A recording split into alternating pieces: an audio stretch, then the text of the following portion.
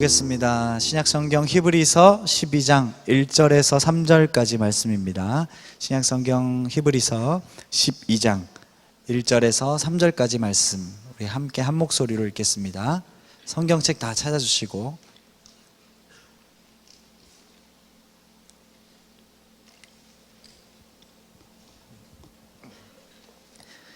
네, 다 찾으신 줄 알고 1절에서 3절까지 우리 한 목소리로 읽겠습니다. 시작. 이러므로 우리에게 구름같이 둘러싼 허다한 증인들이 있으니 모든 무거운 것과 얽매기 쉬운 죄를 벗어버리고 인내로써 우리 앞에 당한 경주를 하며 믿음의 주요 또 온전하게 하시는 이인 예수를 바라보자. 그는 그 앞에 있는 기쁨을 위하여 십자가를 참으사 부끄러움을 개의치 아니하시더니 하나님 보좌 우편에 앉으셨느니라. 너희가 피곤하여 낙심하지 않기 위하여 죄인들이 이같이 자기에게 거역한 일을 참으신 이를 생각하라. 아멘. 팔레스타인에는 태양력으로 10월이 되면 성경에서 말하는 소위 이른 비, 여러분 이른 비 늦은 비 다 들어보셨을 텐데 이른 비가 내립니다. 1년에 2번 우기가 찾아오는데 이른 비는 10월에서 11월, 또 늦은 비는 3월에서 4월경에 내립니다. 신명기 11장이나 욥기 29장 또는 호세아 6장에 보면 이 이른 비와 늦은 비에 대해서 하나님께서 주시는 축복으로 여깁니다. 하나님이 내려주시는 비다, 이렇게 말하고 있습니다. 그래서 또 우리가 우기가 2번 있다는 것은 그만큼 건기가 길다는 것을 말하는 것이죠. 2달씩 2번 있으니까 넉 달만 우기가 있고 나머지 8개월은 건기라는 것입니다. 이런 건기 동안 아주 딱딱해져 버린, 물기가 싹 빠져버린 그 땅을 이 비가 적셔주면 이제 그제서야 농사를 할 수 있었습니다. 이스라엘 백성들의 농사에 있어서 그래서 이른 비와 이 늦은 비는 한 해 소출을 결정하는, 그러니까 흉년인지 풍년인지를 결정하는 아주 중요한 역할을 했습니다. 강수량도 너무나도 부족했기 때문에 자연에만 의지해서 살아가는 그들에게 있어서 이 비의 중요성을 다른 어떤 지역에서보다 더 절실하게 느끼고 그렇게 살아갔습니다. 또한 때를 따라 적절하게 내리는 그 단비를 하나님 내리시는 큰 복으로 여겼습니다. 그러한 그들이기 때문에 그들이 바라볼 것은 오직 하늘밖에 없었습니다. 하나님께서 혹여나 자신들을 징계하셔서 가뭄이라는 징벌을 내리진 않을까 싶어서 노심초사했습니다. 그들은 하늘을, 그리고 하나님을 바라보는 것 밖에는 답이 없었습니다. 오늘날 우리의 삶을 바라보면 역시나 하나님을 바라봐야만 될 때가 얼마나 많습니까? 하나님을 의지하지 않으면 안 되는 상황들이 얼마나 많습니까? 특별히 고3들 같은 경우는 요즘 부쩍 신앙이 좋아진 것 같습니다. 네, 대단합니다. 철야 때 볼 때마다 어마어마한 것을 느낍니다. 여러분의 등에서 불이 나는 것 같이 기도하는 것 같습니다. 성적 달라고 하는 건 아니죠? 여러분이 기복주의 신앙은 아니라는 걸 잘 알고 있습니다. 그러나 고등부 3년 중에 여러분이 그 어느 때보다도 간절한 모습을 보고 있습니다. 축복합니다. 고2들도 있는데, 고2들은 고3 형, 누나, 오빠, 언니들 보면서 아주 아무 생각 없이 수능 411일밖에 안 남았는데 긴장하십시오. 자, 고1들은 됐습니다. 이제 요즘 우리가 해야 될 많은 일들 중에서 사실은 가장 중요한 일이 있는데 그게 뭐냐면 기도입니다. 기도. 바로 하나님을 바라보아야 한다는 것입니다. 주일에만 잠깐 와서 하나님 보려다가 말고 본 척하다가 가고 그렇게 해서는 노답입니다. 인생의 해답이 하나님으로부터 오는데 하나님과의 만남 속에 우리 인생의 모든 문제에 대한 해답이 있는데 그 하나님 찾지 않고는 똑바로 살 수 없는 우리인데 아무렇게나 살다가 그냥 가면 너무나도 허무하지 않습니까? 여러분이 짧은 인생을 살았으니까 인생이라 말하기엔 좀 어렵지만 그러나 어쨌든 우리의 인생에서 허무가 어디에서 발견됩니까? 바로 내 마음대로 살 때. 내 마음대로 살 때 거기서 우리의 인생의 허무함이 발견되는 것입니다. 그런데 우리는 크리스찬입니다. 그리스도인이라고요. 그렇다면 하나님을 바라볼 때에 그 눈을 들어서 바라봄 그 자체에 능력이 있다는 사실을 믿고, 아멘? 그 바라봄 자체에 능력이 있다는 그 사실을 믿고 늘 하나님을 바라보면서 그렇게 한 걸음씩 살아가야 된다는 것입니다. 오늘의 말씀을 통해서 여러분이 이러한 바라봄의 능력을 경험하게 되시기를 축복합니다. 서로 보시면서 이렇게 말해 주시면 좋겠습니다. 하나님만 바라봅시다. 하나님만 바라보십시다. 네. 정신 차리시고, 네, 힘내시고. 오늘 본문 말씀에 앞서서 히브리서 11장에 보면은 믿음에 대해서 말하고 있습니다. 아니, 아주 강조를 하고 있습니다. 그러면서 믿음의 선진들, 믿음의 선배들이 어떻게 믿음으로 인해서 하나님으로부터 약속을 받게 되었는지 그것에 대해서 설명하고 있습니다. 아벨, 에녹, 노아, 아브라함, 야곱, 이삭 뭐 등등, 여러분 다 아는 분들이죠. 굉장히 유명한 분들, 외국 사람들이잖아요. 예, 그분들 아주 좋은 분들입니다. 그런데 이 11장에서, 히브리서 11장에서 말할 때마다 반복해서 말하는 특징적인 부분이 있는데, 그것은 바로 믿음으로라는 단어입니다. 믿음으로 아벨은 어떻게 했다. 믿음으로 노아는 어떻게 했다. 에녹은 어떻게 했다. 등장인물 앞에 어떤 것으로 그들이 하나님을 기쁘시게 했는지를 기록하고 있습니다. 그것이 어떤 것이었죠? 그것은 바로 그들의 뭐였다고요? 믿음이었습니다.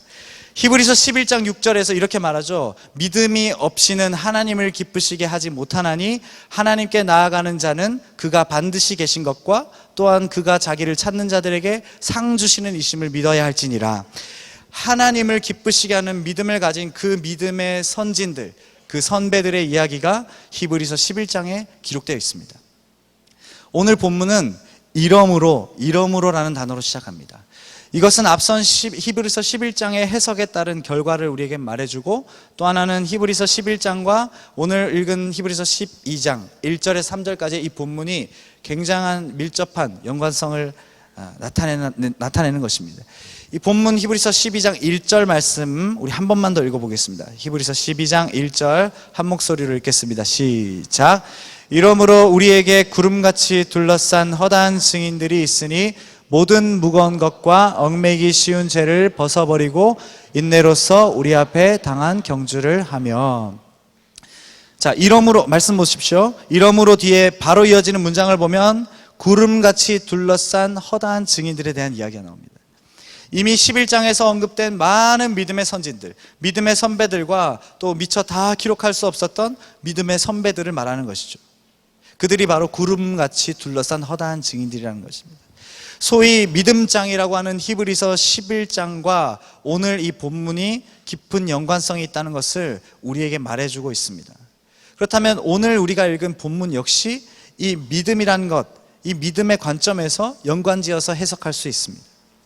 오늘 말씀의 제목은 바라봄의 능력입니다. 바라봄의 능력. 이 제목을 차용해서 설명하자면, 바라봄은 결국 무엇이냐? 우리의 믿음을 말하는 것입니다. 우리의 믿음은 이러한 바라봄에서 바로 시작되는 것입니다. 히브리서 11장에 있는 많은 믿음의 선진들, 선배들이 우리에게 소개되었습니다. 그들이 어떻게 믿음으로 살았는지 그 행적들을 우리는 성경을 통해서 이미 알고 있습니다. 우리가 믿음 생활을 할 때 참고하면 좋을 만한 일들이 이미 우리가 가진 이 성경책 가운데 다 기록되어 있습니다. 구름같이 둘러싼 허다한 증인들이 있다고 말합니다. 이 증인이라고 한다는 것은 법정적 용어인데 결정적인 증언을 하는 사람들, 한 방에 있는 사람들인 것이죠. 갖가지 사건 사고가 있습니다. 그곳에서 결정적인 증언을 하는 사람들을 변호인들이, 검사들이 찾아다니는 이유이기도 하는 것이죠. 이 믿음의 증인들은 그들의 행동을 통해서 하나님의 일하심을 다 증언하고 있습니다. 우리에게 하나님의 일하심에 대한 결정적인 증언을 하는 그러한 사람들입니다. 구름같이 둘러싼 허다한 증인들이 있다고 하는 이 기록만으로도 우리로 하여금 충분히 믿음 생활을 할 수 있도록 도와주고 있습니다.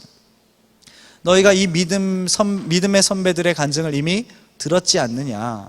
믿음의 선배들이 믿음을 결정해야 되는 상황 속에서 어떻게 행동했는지를 이미 보았지 않느냐?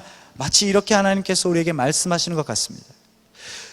우리는 살면서 여러 가지 상황 속에서 우리의 믿음을 결정하게 되는, 우리의 믿음이 어디까지 와 있는지를 알게 되는 순간을 맞이하기도 합니다. 그러한 상황이 오게 되면 우리의 믿음이 결정되어집니다. 가짜 믿음이었는지 진짜 믿음이었는지. 여러분 가짜인 것처럼 행동하지 마시기 바랍니다. 여러분은 가짜가 아닙니다. 그러니까 여러분이 가짜처럼 착각하면서 살 필요도 없습니다. 여러분은 진짜 믿음을 가진 사람들입니다. 불리한 상황 속에서 그것을 모면하기 위해 여러분의 믿음을 팔아치우지 말기 바랍니다. 여러분에게 더 이상 쇠붙이를 가지고 엿바꾸어 먹던 그런 시대는 여러분에게 지나갔습니다. 우리에게 이미 구름같이 둘러싼 허다한 증인들이 있습니다. 그들의 간증이 우리의 믿음 생활에 상당한 도움을 줄 것입니다. 이 말씀, 기록된 말씀, 이 간증이 기록된 말씀을 읽으십시오. 거기서 여러분의 믿음이 확고해지는 그러한 은혜를 누리게 될 줄로 믿습니다. 우리 본문 말씀을 한 번만 더 읽어보겠습니다. 12장 1절, 2절, 3절 전체를 다 읽어볼게요. 시작. 이러므로 우리에게 구름같이 둘러싼 허다한 증인들이 있으니 모든 무거운 것과 얽매이기 쉬운 죄를 벗어버리고 인내로서 우리 앞에 당한 경주를 하며 온전하게 하시는 이인 예수를 바라보자. 그는 그 앞에 있는 기쁨을 위하여 십자가를 참으사 부끄러움을 개의치 아니하시더니 하나님 보좌 우편에 앉으셨느니라. 너희가 피곤하여 낙심하지 않기 위하여 죄인들이 이같이 자기에게 거역하신 일을 참으신 일을 생각하라. 아멘. 자, 말씀 보시면 중요한 동사 두 가지가 나오는데 첫 번째는 뭔가요? 첫 번째, 바라보자입니다. 두 번째는 생각하고 있죠. 생각하라입니다. 생각하라. 바라보자, 생각하라. 누구를? 예수님을. 답이 딱 나오죠. 자, 우리가 바라봄의 능력을 경험하기 원할 때 우리가 버려야 할 내용과 붙들어야 될 내용이 있습니다. 첫 번째, 먼저는 우리가 바라볼 때 버려야 할 것, 1절의 말씀에 나옵니다. 모든 무거운 것과 얽매이기 쉬운 죄를 벗어버리고. 여러분이 이제 믿음을 가지고 나서는 믿음의 경주를 하고 있습니다. 여러분이 싫든 좋든 믿음의 경주를 하고 있는데 이 믿음의 경주를 해나감에 있어서 모든 무거운 것을 버리라고 말합니다. 또 하나 얽매이기 쉬운 죄가 있는데 그것도 역시 버리라고 말합니다. 다리에 혹시 모래주머니 차고 달려보신 분 있습니까? 운동을 안 하니 여러분 그러다 훅 갑니다. 10분 뛰다 토해요. 조심해야 됩니다. 운동 꼭 해야 됩니다. 여러분 제가 예전에 축구를 너무 좋아해서 예전에 제가 다리 힘 기르기 위해서 축구할 때도 모래주머니를 차고 축구를 했습니다. 뭐 그래도 잘했긴 했는데 어쨌든 지금 생각해 보면 굉장히 미친 짓이었던 것 같습니다. 인대가 얼마나 힘들었을까요? 이 자리를 빌어서 제 인대에게 굉장히 사과하고 싶습니다. 아킬레스 건께도 죄송합니다. 근데 어쨌든 그렇게 모래주머니를 차고 막 달리다가 이제 도저히 내가 축구를 할 수 없는 상황이구나 할 때쯤, 내가 너무 힘들어서 도저히 못 참겠다 할 때쯤 그 모래주머니를 풉니다. 그리고 달리면 이전에 내가 하던 것과 확연한 차이를 경험하게 되죠. 또 하나가 있는데 제가 이제 신학교를 다니면서 무거운 짐을 메고 다닙니다. 수고하고 무거운 짐을 항상 메고 다니는데 가방에 뭐 넣을 게 많기 때문에 굉장히 무겁게 해서 다닙니다. 안 그래도 제가 키가 작은데 땅바닥에 붙어 다닐 것 같습니다. 제가 183인데 더 작아질 때가 없는데 굉장히 마음이 아픕니다. 짐을 메고 제가 서울 갔다가 용인 갔다가 막 하다 보면 정말 어깨가 너무 아픈 그런 경험을 하게 됩니다. 그런데 서울에서 이제 용인 가기 전에 잠시 이제 혼자 저녁을 먹으려고 마트 같은 데 이렇게 들어가면 물품 보관함 같은 게 있죠. 시장만 가나요, 여러분? 물품 보관을 해야 되는데 물품 보관함에 그 가방을 딱 집어넣고 돌아서는 순간 바로 느끼는 게 내가 날 것 같다는 거죠. 날아갈 것 같다는 것입니다. 얼마나 가벼운지 상상을 초월합니다. 내 몸이 이렇게 가벼웠나. 내가 183에 70kg인데 마치 183에 50kg가 된 것 같은. 아무도 안 믿네요. 어떤 그런 느낌적인 느낌을 항상 느낍니다. 그런데 왜 그렇게 가볍다고 느낄까요? 실제로 제가 변하지 않았습니다. 제가 그렇다고 해서 실제 몸무게가 빠진 것이 아닌데 변한 것이 없는데 왜 가볍다고 느낄까요? 그것은 제가 지고 있는 짐을 내려놓았기 때문입니다. 무거운 것을 내려놓고 보니까 이제 제 몸이 가벼워지는 것입니다. 그러나 실제로 변하는 것은 하나도 없습니다. 우리는 그냥 그대로 우리입니다. 그런데 무거운 것을 지고 가는 것과 그것을 버리고 가는 것은 너무나도 확연한 그러한 차이가 난다라는 것입니다. 여러분이 믿음의 경주를 하고 있다고 말씀드렸습니다. 믿음의 경주를 할 때에 방해되는 것을 과감하게 여러분 버리시기를 바랍니다. 묵상하는데 휴대폰 방해되면 저 멀리 치워버려야 됩니다. 아침 묵상보다 휴대폰을 보는 것이 먼저인 사람이 있나요? 있죠? 네. 대답을 할 수 없죠, 여러분. 그런 사람들은 하나님의 말씀을 생각하기보다 휴대폰을 묵상함이 내게 복이라 이렇게 생각하는 사람과 똑같습니다. 심각한 영적인 불균형의 상태인 거죠. 또 하나, 기도하려는데 분위기가 너무 방해된다면 멀리 떨어지는 연습을 해야 됩니다. 또는 때로는 옆에 있는 기도하는 사람이 방해된다면 떨어지는 연습을 해야 됩니다. 조용한 곳을 여러분 찾아가십시오. 반대로 내가 조용한 곳이 기도하기가 어색하다면 또는 여러 많은 사람들이 기도하는 시끄러운 곳을 여러분 찾아가시면 됩니다. 누군가가 때로는 해주는 축복 기도가 나에게 부담이 될 때도 있습니다. 막 갑자기 여러분 기도하고 누군가 손대면 막 화들짝 놀라지 않습니까? 막 소스라치듯이 놀래던데, 그렇게 분명히 좋은 의도로 내가 너를 축복해 주겠다는 마음으로 했지만 그러한 기도가 때로는 방해될 수도 있습니다. 그럴 때면 그 친구에게 차분하게 나에겐 지금 개인적인 기도가 더 필요하다고 말하는 용기도 필요합니다. 본질이 뭡니까? 내가 하나님을 만나는 것입니다. 믿음 생활이라는 것은 결국 하나님과 동행하는 삶인데, 하나님과 내가 발맞추어 나아가기 어렵다면 과감히 그 장애물 제거해야죠. 치워버려야죠. 그렇지 않으면 하나님과 동행할 수가 없는데, 하나님과 동행이 안 되는데, 함께해 주십시오, 함께하여 주시옵소서 라고 한다고 되는 게 아니지 않습니까? 동행은 축복입니다, 동행은 은혜입니다, 동행은 감사입니다 라고 말은 하면서 실제로는 동행할 준비조차 되어 있지 않다면 말과 행동에 심각한 불균형이 있는 것입니다. 여러분, 바라기는 여러분의 믿음 생활에 방해되는 것을 과감하게 던져버리게 되시기를 바랍니다. 두 번째로 버려야 할 것은 바로 얽매이기 쉬운 죄입니다. 히브리서에 나타난 예수님은 특별히 자기의 피로 영원한 속죄를 이루신 대제사장으로 기록되고 있습니다. 즉 우리를 위한, 우리의 죄를 위한 죽음을 선택하신 분, 우리에게 영원한 속죄를 주시기 위해서 죽음, 십자가라는 죽음을 선택하신 분이 예수님이라고 우리에게 소개하고 있습니다. 그렇다면 우리는 그의 죽음을 헛된 죽음으로 만들지 않으려면 얽매이기 쉬운 죄를 버려야 하는 것입니다. 죄는 백해무익입니다. 괜히 들고 있어봤자 아무런 도움이 안 된다는 것입니다. 버리십시오, 과감하게. 그리고 던지십시오, 다시 차지 않을 것처럼. 결단해도 쉽지 않다는 걸 알고 있습니다. 저도 마찬가지이기 때문입니다. 그렇기 때문에 우리가 오늘 묵상한 이 말씀을 붙들고 나아가야 되는 것입니다. 십자가를 참으신 예수 그리스도, 우리의 영원한 속죄를 위해서 자기 피를 흘리신 그분, 그 예수 그리스도를 생각하라, 바라보라, 이렇게 말하고 있죠. 그분의 죽으심은 우리를 위함이요, 그분의 피 흘리심은 우리 죄를 위함이 아니겠습니까? 누군가가 나의 죄를 위해서 돌아가셔야만 했다는 사실이 아무렇지 않게 느껴지십니까? 빨리 얽매이기 쉬운 죄를 벗어버려야 됩니다. 이것이 우리의 발목을 붙잡고 있다면 우리는 어디로도 나아갈 수가 없습니다. 우리의 믿음의 경주가 시작될 수조차 없습니다. 믿음 생활에서 어쩌면 가장 먼저 결단해야 될 것, 그것이 무엇이냐? 바로 죄와의 이별입니다. 헤어지십시오. 어서 죄와 떨어지십시오. 어느새 여러분을 옥죄고 얽매이게 만들고 있을 것입니다. 죄가 아니면 진정한 기쁨이 없는 것처럼 그렇게 만들어버릴지도 모릅니다.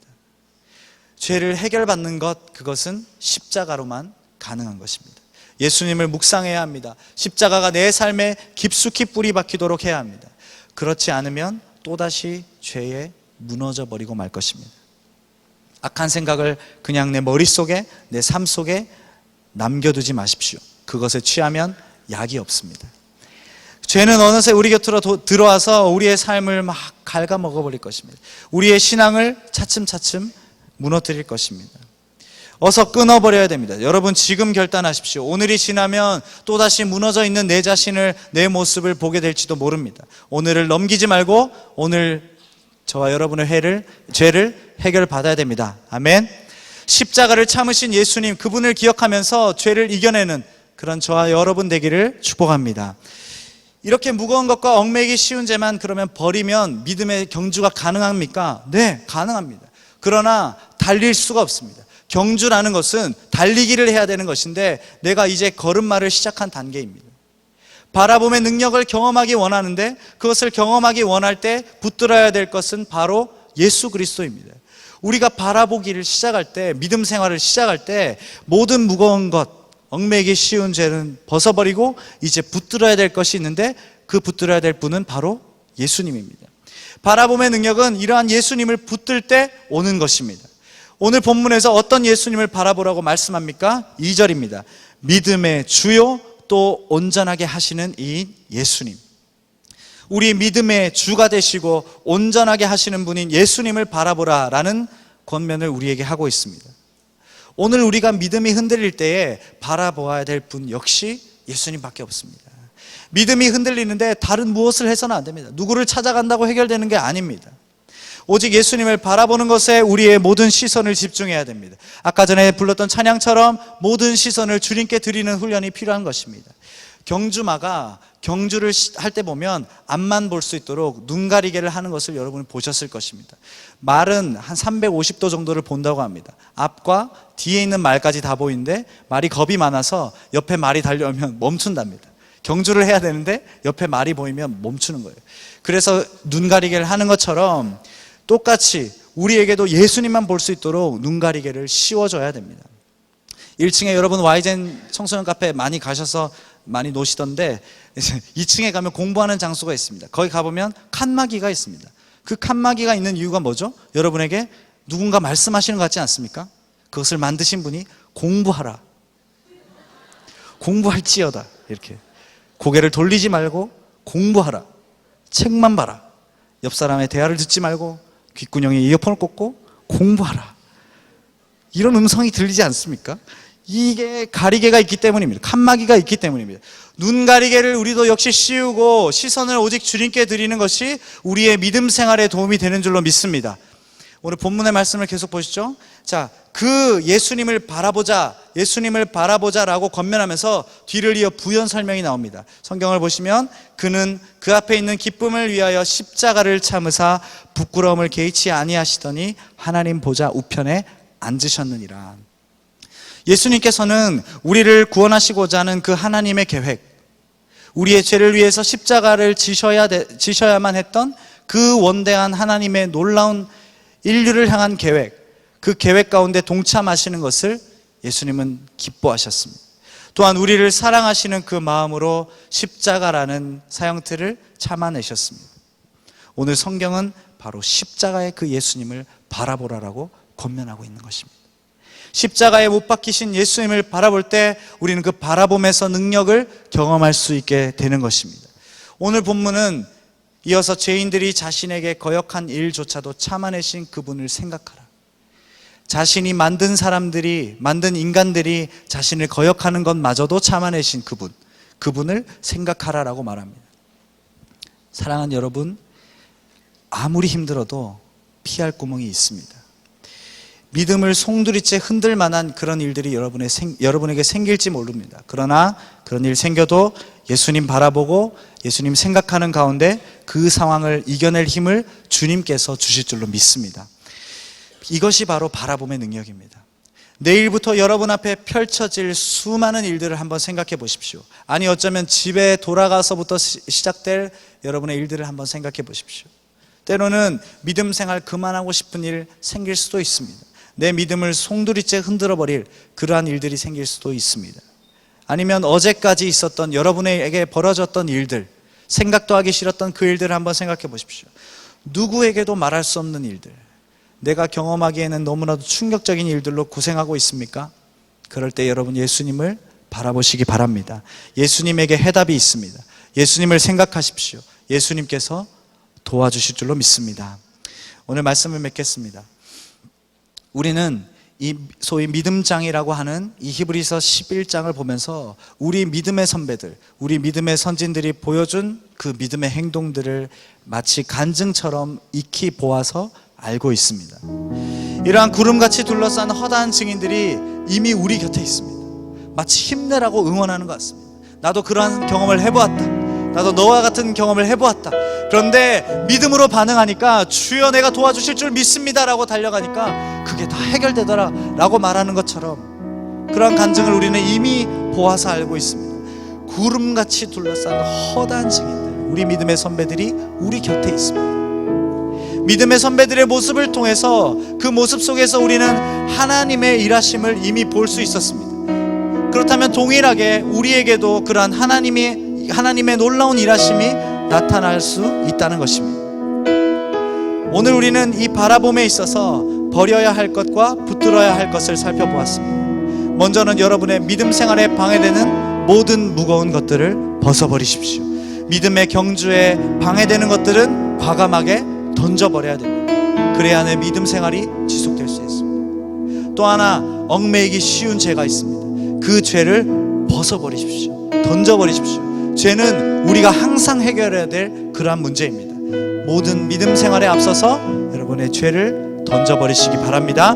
마지막으로 바라볼 때에 붙들어야 될 분은 바로 예수 그리스도이십니다. 우리를 사랑하셔서 우리 위에 십자가 지신 예수님을 바라보고 생각하십시오. 그분을 묵상하십시오. 십자가를 참으신 예수님을 생각하십시오.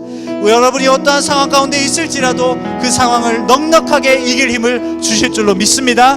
저와 여러분이 이러한 바라봄의 능력을 소유하고 경험함으로 이 어려운 세상, 우리가 감당하기 어려운 세상을 넉넉하게 감당하며 이기게 될 줄로